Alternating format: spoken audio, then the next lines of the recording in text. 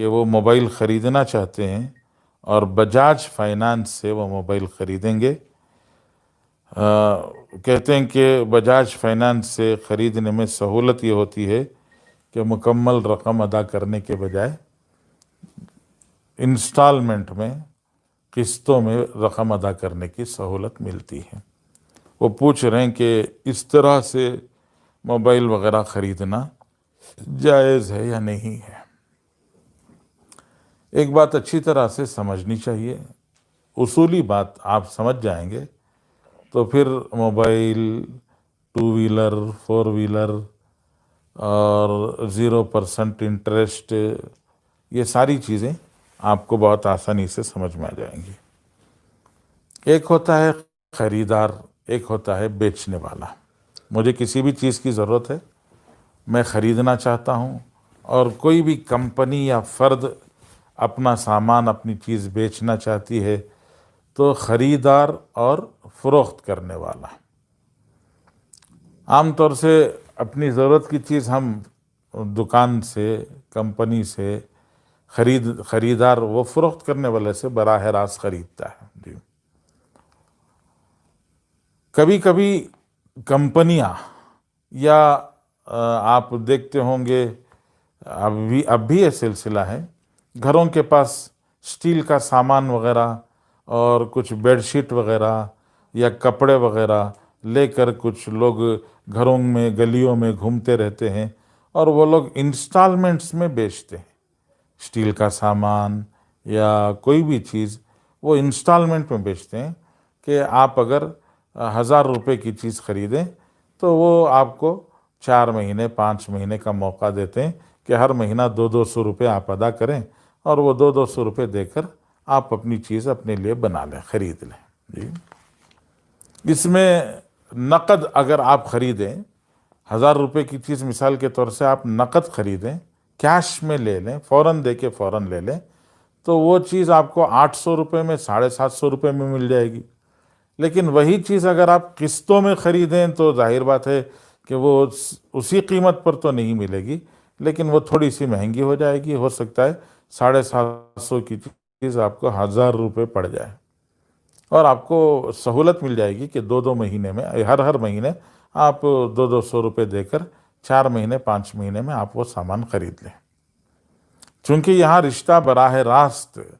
خریدار اور فروخت کرنے والے کا رشتہ ہے، کہ خریدار فروخت کرنے والے سے براہ راست خرید رہا ہے، اور چیز کی قیمت اگرچہ بڑھ رہی ہے، نقد لینے میں کم ہے اور ادھار لینے میں تھوڑی سی زیادہ قیمت پڑ رہی ہے، لیکن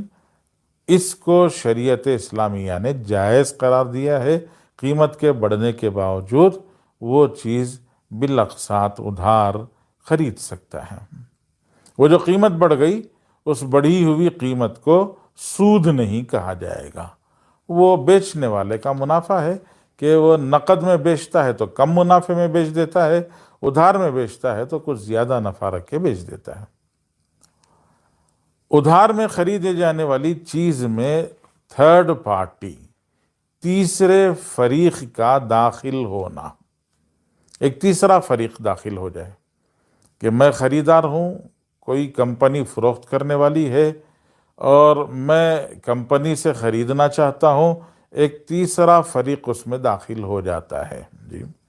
عام طور سے وہ تیسرا فریق بینک ہوتا ہے یا فائنانس کمپنیاں ہوتی ہیں۔ جب تیسرا فریق داخل ہوتا ہے تو پھر معاملہ کیسے ہوتا ہے، آپ اس کو سمجھیں۔ معاملہ کیسے ہوتا ہے کہ جب تیسرا فریق یعنی بینک یا فائنانس کمپنی جب داخل ہو جاتی ہے تو میں خریدنا چاہتا ہوں، مثال کے طور سے ہمارے دوست جیسے بتا رہے ہیں، وہ موبائل خریدنا چاہتے ہیں کسی بھی موبائل سٹور سے، موبائل کے دکان سے۔ جی، تو موبائل کے دکان میں وہ انہوں نے جا کر قیمت معلوم کی تو پتہ چلا کہ 25,000 روپے کا ایک موبائل ہے۔ اب ان کو 25,000 کا موبائل پسند آ گیا، اب وہ 25,000 کا موبائل خریدنا چاہتے ہیں۔ اسی دکان والا، جس دکان میں یہ خریدنا چاہتے ہیں، اگر وہ دکان والا ان کو 25,000 کا موبائل 30,000 میں بالاقساط انسٹالمنٹس میں خریدنے کے لیے دینا چاہے تو وہ دے سکتا ہے۔ مہینے کے 5,000 روپے وصول کر لے اور اس کو 30,000 روپے 6 مہینے میں ملیں گے اور 25 کے بجائے اس کا مزید منافع بڑھ جائے گا۔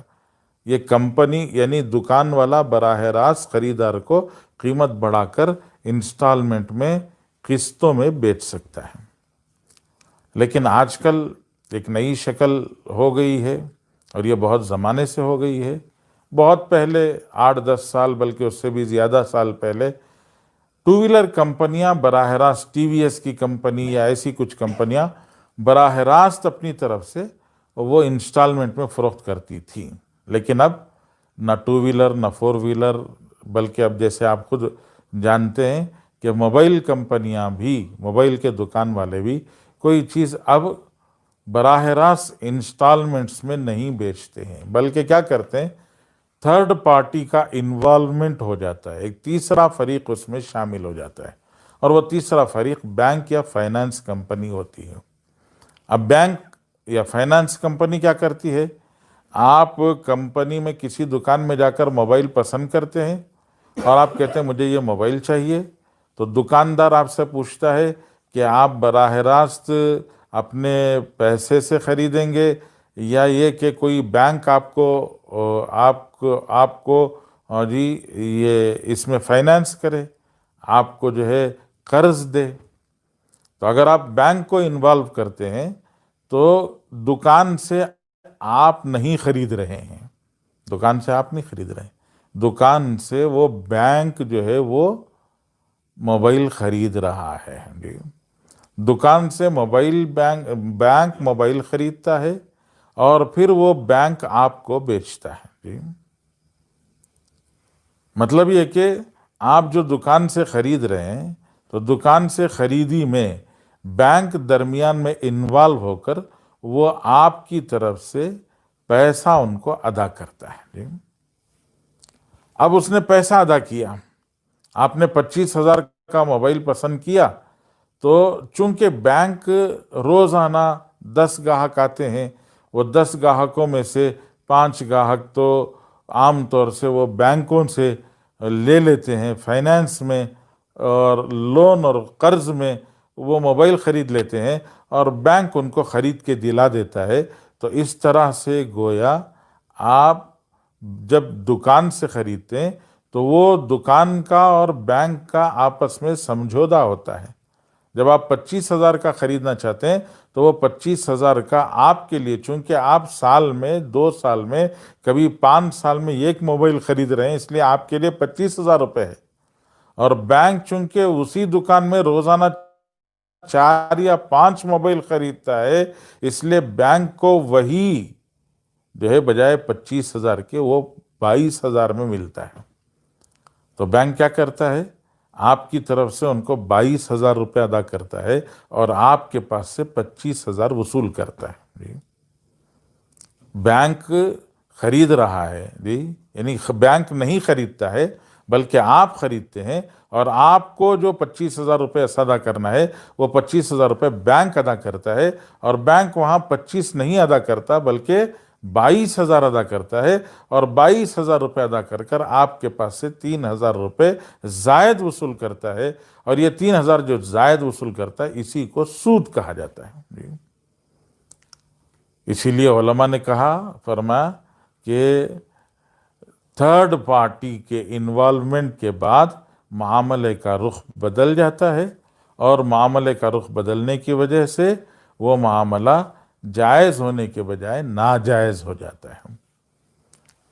اس لیے اگر آپ خریدنا چاہتے ہیں تو آپ براہ راست خریدیں۔ جی، اگر اس دکان والا، وہ دکان والا جس میں آپ خرید رہے ہیں، وہ دکان والا براہ راست آپ کو اگر انسٹالمنٹ میں دینے تیار ہے تو آپ اس سے براہ راست انسٹالمنٹ کا معاملہ کر سکتے ہیں، لیکن کسی بجاج فائنانس یا کسی بھی فائنانس کمپنی کو انوالو کر کے اگر آپ خریدیں گے تو پھر وہاں سود شامل ہو جاتا ہے۔ یہ مسئلہ میں ایک دفعہ اور واضح کر دیتا ہوں، آپ اس کو سمجھ لیں۔ درمیان میں گفتگو میں بات ذرا ادھر ادھر ہو گئی، اس لیے ایک دفعہ اور میں اس مسئلے کو واضح کرتا ہوں کہ ایک دکان سے ایک صاحب موبائل خریدنا چاہتے ہیں، اور انہوں نے جا کر اس دکاندار سے گفتگو کی، دکاندار نے انہیں بتایا کہ یہ موبائل 25,000 روپے کا ہے، آپ مجھ سے لے سکتے ہیں، اور اگر آپ چاہیں تو کوئی بینک آپ کو یہ موبائل دلا سکتا ہے۔ موبائل بینک والا آپ کو کیسے دلائے گا کہ آپ کی طرف سے بینک والا آپ کی جانب سے قیمت ادا کرے گا، لیکن بینک کے اور دکان کے درمیان میں آپسی سمجھوتا ہوتا ہے، اور اس سمجھوتے کے پیش نظر جب بینک موبائل کی قیمت ادا کرنے کے لیے آتا ہے تو اس کو 2-3 ہزار روپے بلکہ کبھی اس سے زیادہ رقم کی کٹوتی ہوتی ہے کہ وہ آپ کی طرف سے 22,000 ادا کرے گا یا 23,000 روپے ادا کرے گا، یا ہو سکتا ہے کہ 20,000 روپے ادا کیا، تو اس نے 20,000 روپے موبائل کے لیے قیمتاً دیے ہیں، لیکن آپ کے پاس سے وہ 25 وصول کرے گا، تو یہ 25,000 میں جو 5,000 بڑھ گئے وہ سود میں شامل ہوتا ہے۔ اس طرح سے یہ معاملہ ناجائز اور نادرست ہو جاتا ہے۔ تو ہمیں اس معاملے میں احتیاط کرنا ہے۔ فائنانس کمپنیوں سے نہ ہم موبائل خرید سکتے ہیں، اور نہ 2 ویلر خرید سکتے ہیں، اور نہ ہی 4 ویلر خرید سکتے ہیں۔ ہمیں تو حکم یہی ہے کہ اپنی طاقت کے بقدر کیش دے کر جتنا ہم لے سکتے ہیں اتنا لے لیں، اسی میں زیادہ احتیاط ہے۔ ہمارے بڑے اکابر بہت پرانے زمانے سے اس بات کی تاکید کرتے ہوئے آ رہے ہیں کہ ہمیں اپنے آپ کو سودی قرضوں سے بچانا چاہیے۔ نئی چیز نہ خرید سکیں تو پرانی خرید لیں، پرانی سے گزارا کر لیں۔ نئی چیز ہونا کوئی ضروری نہیں ہے، پرانی سے بھی گزارا کر لیں، لیکن اپنے آپ کو سودی قرضوں سے، لون سے، فائنانس سے اپنے آپ کو بچانے کی کوشش کریں۔